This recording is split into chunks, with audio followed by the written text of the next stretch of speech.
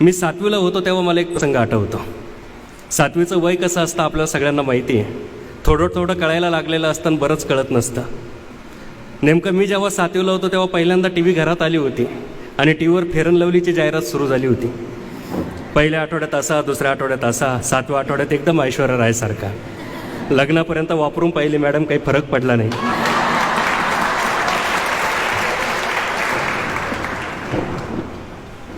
लग्नानंतर मग तो विषय मी सोडून दिला. परंतु त्यावेळेस ती नवीन जाहिरात सुरू झालेली होती. त्याच्यामुळे मी पहिला फेअर अँड लवलीचा थर देऊन, दुसरा पावडरचा थर लावून, आरशासमोर स्वतःलाच 4-5 प्रदक्षिणा घालून कोणत्या अँगलनं कसा दिसतो, पाठीला दप्तर लावून अगदी शाळेत जायच्या तयारीत होतो. तेवढ्यात मला आई म्हटली, शेजारच्या विहिरीवरून पाणी आणायचं आहे, हांडाभरून पाणी आणू लाग. आता विचार करा, एवढा मेकअप, फेअर अँड लवलीचा थर, वरून पावडरचा थर, आरशाभोवती 2-4 प्रदक्षिणा स्वतः भोवती. पण आईच्या समोर बोलण्याची तेव्हाही हिंमत नव्हती, आजही हिंमत नाही.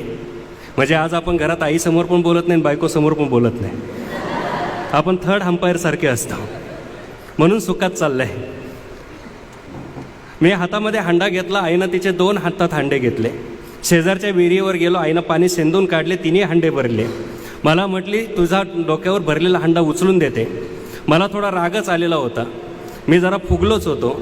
आईला म्हटलं, तुझे हांडे घे, मी येतो पाठीमागून. आईनं 2ही हांडे उचलले. तिनं पाहिलं, हे जरा फुगेल दिसतं. आई निघून आली. मला राग आलेला असल्यामुळं आणि मी थोडासा आळशी असल्यामुळं माझ्या वाट्याला असणारा हांडा मी थोडा रिकामा केला, डोक्यावर घेतला. पुढं पाय दिला का मागून पाणी पडायचं, थांबलं का पुढून पडायचं. मी जेव्हा घरी पोहोचलो तेव्हा तोंडावरची पावडर पायापर्यंत गेली होती. फेअर अँड लवली कुठं गेली कळली नाही. आईनं तिचे 2ही हांडे उतरून ठेवले आणि दरवाजामध्ये माझ्या डोक्यावरचा हांडा उतरून घेण्यासाठी आई आली.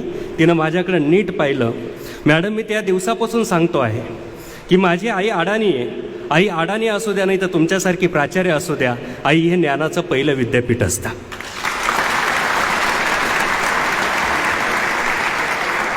याचं कारण असं आहे की माझ्या डोक्यावरचा हांडा उतरून घेण्यासाठी आई जे वाक्य बोलली माझ्याकडे पाहिल्यानंतर, ते वाक्य मी माझ्या आयुष्यभर सांभाळलं. ते वाक्यच इतकं सुंदर होतं की माझं आयुष्य बदललं. आज मी शिक्षक आहे, एका संघटनेचा राज्याचा अध्यक्ष आहे, तरी माझं घर साधं पत्र्याचं आणि बिगर प्लॅस्टरचं आहे. पण आईच्या त्या वाक्यामुळं माझ्या घरामध्ये सर कॉस्ट काढली नाही, पण काढली तर 5 लाखापासून 8 लाखाची पुस्तक आहे. याचं कारण माझी आई मला म्हटली, तिनं माझ्याकडं पूर्ण असं ओल्लं झालेलं पाहिलं, मी हांडा रिकामा केलेलं होतं हे तिच्या पटकन लक्षात आलं.